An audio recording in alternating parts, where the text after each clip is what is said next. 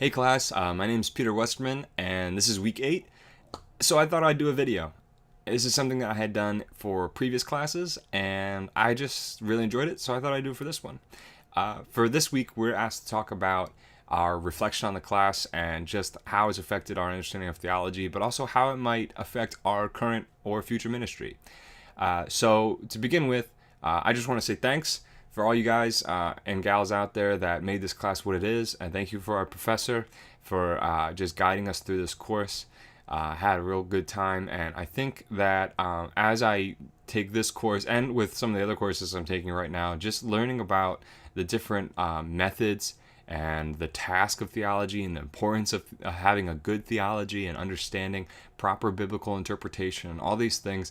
It's not just about reading the Bible and what do you feel, up until a certain age. I grew up in a Christian home, but up until a certain age, I just read the Bible just to read it, or I was desperately flipping through the pages trying to find something that God was trying to speak to me about.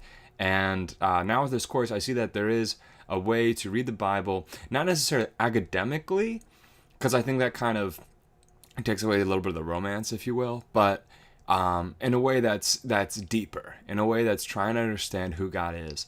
And yeah, I think that's what's been really pushing with my understanding of theology. And I think what's changed for me the most is understanding the biblical theology. I'd really been a huge fan of like Wayne Grudem's like systematic theology and that type of style of study. But the biblical theology of looking at the big picture and seeing Christ throughout the story and God's redemptive plan throughout all of Scripture is just mind-blowing to me. And I had never really thought about it in that grand of a scheme before. So in terms of how that affects my current and future ministry, well, I work for an organization called Christian Service Brigade, and we're a club program. If you heard of like Awana or Royal Rangers or Calvin Cadets or anything like that, we're similar to those. We're gender-specific, young men-focused discipleship ministry, and I currently work in the New York, New Jersey region. I'm being trained to take over as the regional director here, but in the meantime, I'm writing a lot of curriculum. And so one of the things that they recently asked me to write about was write a module on photography, and we tie in a spiritual element, and the spiritual element they gave me was, I think it was determination or perseverance or something like that. And I was like, what does that have to do with photography? They're like, well, that's just something that somebody had thought of when they, suggested we do something on photography. And, if you have something better, do something better. And so as I'm taking these classes online with Moody and learning about how Christ is at the center of God's plan, I said, well, Christ should really be at the center of this curriculum that we're writing too. And it seems a little backwards for us to come up with, okay, we want to talk about photography, now how does Christ fit into that? And just sprinkling in anything that kind of works. And now, obviously, your purpose is you're writing a module on photography, so you have to start there. But the very next step should be making sure that you're understanding how Christ fits into that. And so I began thinking about what's some of the terminology, what's some of the phrasing that you use in photography. And we talk about, composition, and we talk about lighting, and we talk about focus and things like that.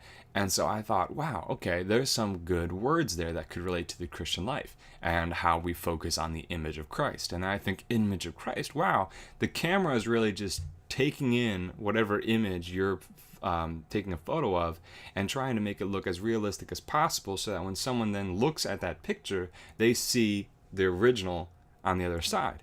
And similarly with our life, when we are trying to represent Christ to other people, we're not trying to be Christ, but trying to show other people Him through our life. We're trying to be a representation of Him, an image of Him. And there's some great verses of Scripture that go along with that. So that ended up driving the development of that curriculum for photography, and ended up being fantastic. Well, I won't speak for myself, but I heard very good responses to it, mostly because it was that theology of image of Christ was driving the whole thing along instead of the photography. And so I hope to continue to do that as I continue to write. I haven't been giving a new assignment yet, but we're making a transition to another curriculum stage soon. So I'm looking forward to continuing in that. And as I work with the ministry, that's the future. So I hope that we can start producing better and better materials. Not that what we have is bad, but just as we keep Christ in the focus. especially for me and my personal writing, that I would keep Christ focused in everything that I produce for them. So anyway, I hope you guys enjoyed this video, a little bit of a change up. I'll do a little write up too, and you guys can maybe write a comment or response. But God bless you all. Thank you for making this class what it was. Thank you for our professor for facilitating all this and putting it together so we can be blessed and that we can be educated. Thank you very much, and take care.